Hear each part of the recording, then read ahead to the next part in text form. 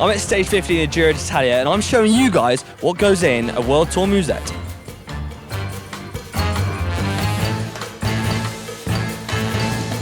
We got 2 bidons, 2 bottles. Water bidon, a water bidon, got a normal water, energy drink, carbohydrate drink, 3 gels. So we've got a gel, a cola flavoured gel, plenty of gels in here. Another gel here, energy gel, these SIS gels. Onto the bars, banana bar. Another bar, we've got an energy Cocoa Crisp bar. Have a Coca-Cola for the riders, a little taste of Coke. It's a nice little Coke. Small Coca-Cola. We've got some rice cakes, a savoury rice cake full of dates.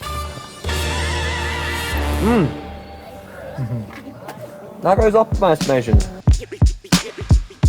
We've walked down the feed zone and we made our way to UAE Team Emirates, where we've got Massey and Team Doctor Jared, who's going to talk us through what goes into a musette. Would you mind talking us through it, mate? Yeah, sure. I mean, nothing too exciting, but I mean, obviously the objective is try and get the guys some energy and get them refilled for the next part of the stage. So they each get two bidons or bottles, and both of those will have the normal race mix, which is a carbohydrate mix mostly. Then they get a couple of gels. Narmed is our sponsor, so they get 2 different gels.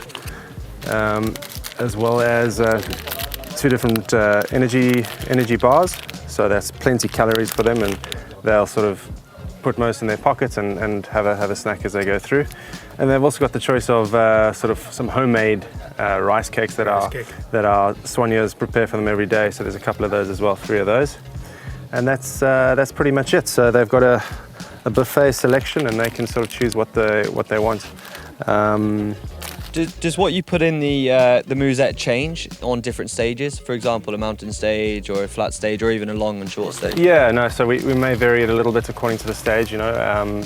If it's an easier flat stage, some of the guys might say, oh, they just want a water instead of the 2 mixes, and they don't need as many gels.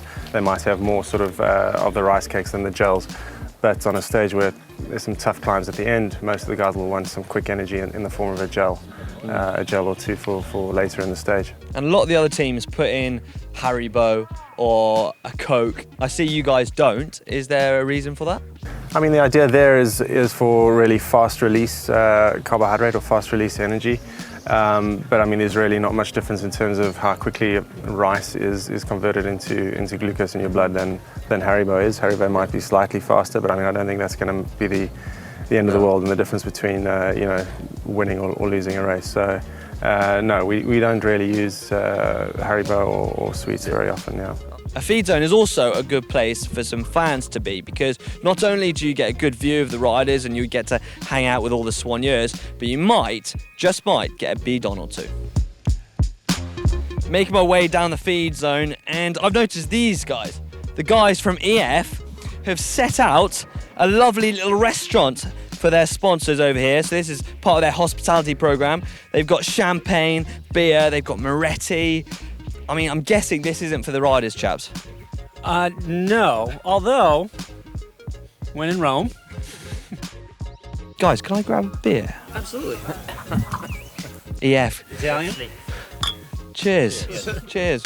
Do you have a certain way you hold the musette? Because I know a lot of people have different. For me, the best way, like today, the flat, you give it like this, then the rider can catch it here, and he has this one on the hand, and it's safe. This is the best for me today, I hope. That's how you do it. So if you do want to hold a musette out there, that's how you do it from the professionals. It's the end of this video. If you've enjoyed it, then make sure you give it a big thumbs up. And for more Giro content, click over there. And don't forget to get your hands on these t-shirts in the description below.